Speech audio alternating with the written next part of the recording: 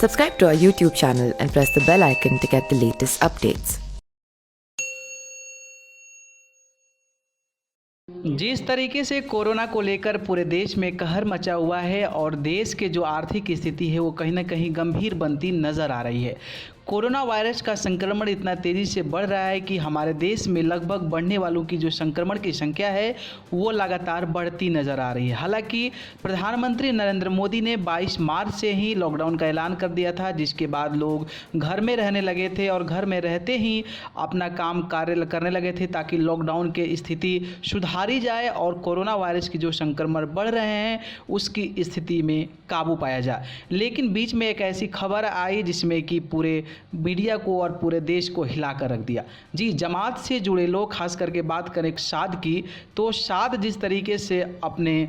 जमात में लोगों को, मुस्लिमों को रखा था और जिस तरीके से जमातियों को रखने के बाद वहाँ पर कोरोना का कहर जिस तरीके से फैला वो पूरे भारत में लेकर अपने संक्रमण को पहुँच गए, जिसके चलते जनसंख्या जो है वो ज़्यादा प्रभावित हो गई और दिन पर दिन संक्रमणों की जो संख्या है वो लगातार बढ़ती आ गई है। जिस तरीके से कोरोना का वायरस संक्रमण जमातियों से जुड़ा आया तो उसमें जो मेन आरोपी था वो साथ था, जिसको लेकर पॉलिटिकल चर्चा भी होने लगी। खास करके बात करें विपक्षी दलों या फिर पक्षी दलों का, तो जिस तरीके से साद को लेकर आरोप लगाया जा रहा था कि बिना परमिशन के वो जमातियों को अपने मस्जिद में रखा था और जमातियों को वहाँ पे पाल रहा था, जिसके चलते वहाँ पे एक व्यक्ति को कोरोना संक्रमण हुआ और वो कोरोना संक्रमण लोगों में फैल गया, जिसके तरीके से पूरे देश में कोरोना का संक्रमण फैल गया और लोग जमातियों को गालियाँ सुना रहे हैं। लोग मुस्लिमों को बता रहे हैं कि वो देशद्रोही हैं, देश विरोधी हैं और जिस तरीके से मुस्लिमों को लेकर लोगों के मन में मानसिकता जगी है और जिस तरीके से लोगों के मन में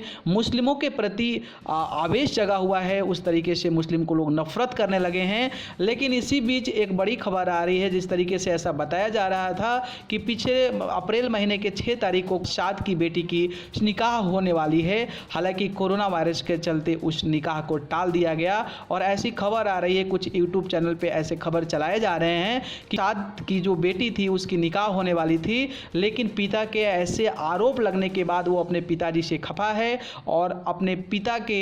जो उसके पिताजी शाद हैं वो जमातियों को जिस तरीके से अपने घर में बैठा कर रखा था, अपने मस्जिद में बैठा कर रखा था और उसके चलते पूरे देश में कोरोना का संक्रमण बढ़ा है, उसको लेकर उनकी बेटी खफा चल रही है। और ऐसा कहा जा रहा है कि शाद की जो बेटी थी उनकी निकाह होने वाली थी, आयशा नाम है उनका, जो कि हरीश शर्मा जो यूपी का एक लड़का है उसके साथ फरार हो गई है, ऐसी खबर आ रही है। हालांकि हमारा चैनल ये स्पष्ट नहीं करता है कि उनकी जो बेटी आयशा है वो हरीश शर्मा के साथ फरार हो गए, लेकिन ऐसी खबरें कहीं ना कहीं ऐसे सोशल मीडिया प्लेटफॉर्म पे चलाई जा रही है। शाद की बेटी जो आयशा है वो हरीश शर्मा जो यूपी के रहने वाला है उसके साथ फरार हो गई है और ऐसा बताया जा रहा है कि जो आयशा है वो अपने पिता शाद से काफ़ी खफा चल रही थी, क्योंकि जिस तरीके से उनके ही दल के लोग, उनके ही जमात के लोग जिस तरीके से कोरोना वायरस का संक्रमण पूरे देश में फैला चुके हैं, उसके चलते उनकी बेटी हालांकि नाराज चल रही थी और उनकी निकाह भी होने वाली थी, जिसके चलते उनका निकाह टालना पड़ा और उनको ज़्यादा शब्द करना नहीं पड़ा और वो हरीश शर्मा जो कि यूपी का एक लड़का है उसके साथ फरार हो गई है।